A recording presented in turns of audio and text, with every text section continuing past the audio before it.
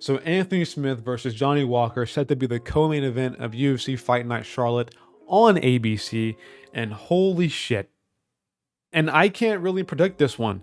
You know, we have a guy who's Anthony Lionheart Smith, which I feel like he's giving up more and more recently in his fights when he's not winning, versus Johnny Walker, the guy who basically LeBron flops every time he gets KO'd. So it's really as 50-50 as it gets with these fighters. I don't know who I'm going to pick just yet, so I'm going to go ahead and talk through each individual fighter, and as I go along, kind of figure out the argument that I want to make for who I'm going to pick. And starting off with Anthony Smith, man. Anthony Smith is coming off a loss against Magomed Ankalaev 8 months ago.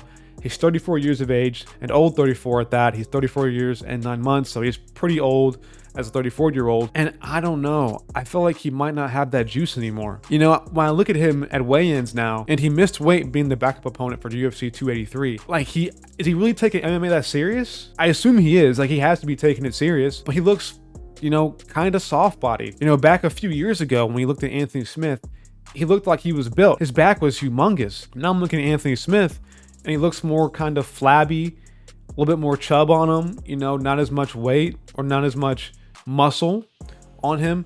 So I'm getting concerned about the point that Anthony Smith is reaching in his career, because I could be on a really fast decline really, really quickly. But on the other hand, we have Johnny Walker. Johnny Walker is, you know, athletic, big, explosive, but can he take a punch? It feels like he really can't take a punch sometimes. He is coming off a win against Paul Craig, which Paul Craig has no power. He's a jiu-jitsu guy, and he pretty much just dealt with him pretty quickly when Paul Craig tried to shoot on his leg. And then he's coming off another win against Jan Cutelaba, which he won by submission. So it really feels like Johnny Walker's way to victory here, or recently, has been using his grappling. And I don't really know if he can really out-grapple Anthony Smith, because Anthony Smith, even though he's old, he still is a veteran. He's 36-17. That's a lot of fights, just in general, which I guess you can also argue with. He has more mileage on himself when he has that many fights, especially in the UFC. So can Johnny Walker really out-grapple or be more explosive than Anthony Smith in the first round and really get a first round KO? That's what kind of how I have to predict this. Either Johnny Walker dominates Anthony Smith on the ground, or he KOs him fairly quickly. That's what I feel like my ultimatum is when it comes to predicting this fight. And I just don't know.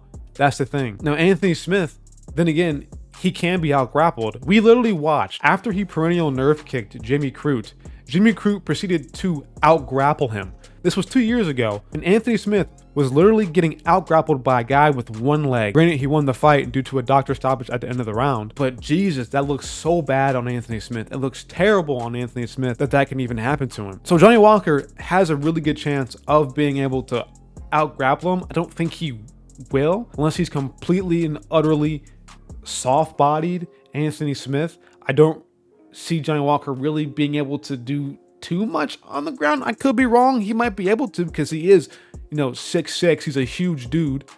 He is a big dude. He has a 6-inch reach advantage. So I can really see Johnny Walker probably using his explosivity, his athleticism, to either really shoot and drive and bring down and put a submission in on Anthony Smith, or piece him up on the feet, which is risky. The riskiest part about this is that Johnny Walker's chin, man, it just doesn't seem to last.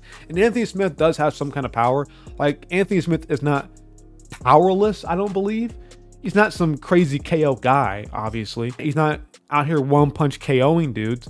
But when it's Johnny Walker, anything is possible. Johnny Walker got KO and flatlined out cold against Jamal Hill, and this might be a hot take, but you shouldn't be getting one punch KO'd out cold by Jamal Hill. Jamal Hill does have power, don't get me wrong. I'm not saying he has no power, but Jamal Hill seems to really land a good shot, rock a guy, and then finish him off of volume. That's more of Jamal Hill's kind of style. Jamal Hill doesn't really ever just one punch KO somebody out cold unless you're Johnny Walker, which really, really, really worries me. But I think at the end of the day, I do value youth, I do value athleticism, and I do value explosiveness. Because Johnny Walker has shown that he has been working and getting better at his ground game. You know, we saw with Jan Cutelaba, again, he submitted him. Paul Craig took him out fairly quickly. It's like he is finding ways to improve himself. I think he's fighting smarter than he used to fight. I think he's fighting better and more intelligent than how he used to fight. But it always worries me. From now to the end of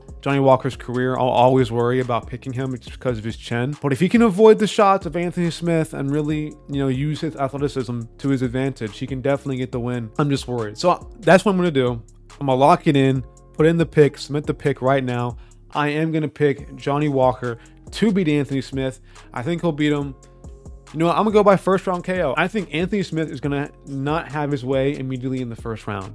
I think things are going to go his way, and Lionheart is not going to be Lionheart again, and we're going to see Johnny Walker just be able to piece him up on the feet, hurt him on the feet, maybe shoot a takedown, get the back, maybe ground and pound, or maybe just by a weird, awkward TKO stoppage against the cage for Johnny Walker. That's what I'm going to predict here for this one. It scares me. It worries me because Anthony Smith can get this done. He 100% can get this fight done. I just really worry about how much he is taking MMA seriously now, taking his UFC title run serious now. But let's be honest here, Anthony Smith is kind of veering himself towards being a commentator. He might just be fighting just to fight to keep his commentary desk spot alive, keeping his commentary job. And the way he looks in the scales, the way he looks like physically, it doesn't seem like Anthony Smith is keeping his muscle anymore. So that tells me when you're not putting in the hours and the work in the weight room to make sure you have useful muscle to use in a fight, it tells me you do have 1 foot out the door in MMA. That's just what it tells me.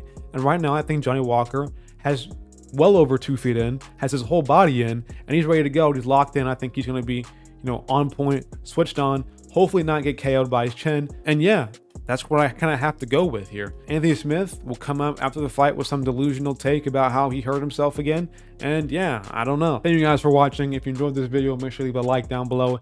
Hit that subscribe button, please. It helps me out a lot. And also, Saturday, I will be streaming the card live. Be there or be square. If you're tired of hearing Michael Bisping or any other commentator ramble on with their bad takes during a fight, you can come watch me. I do a play-by-play. I'm doing the whole card Saturday. So be there or be square. Hopefully I see some of y'all soon. Peace out.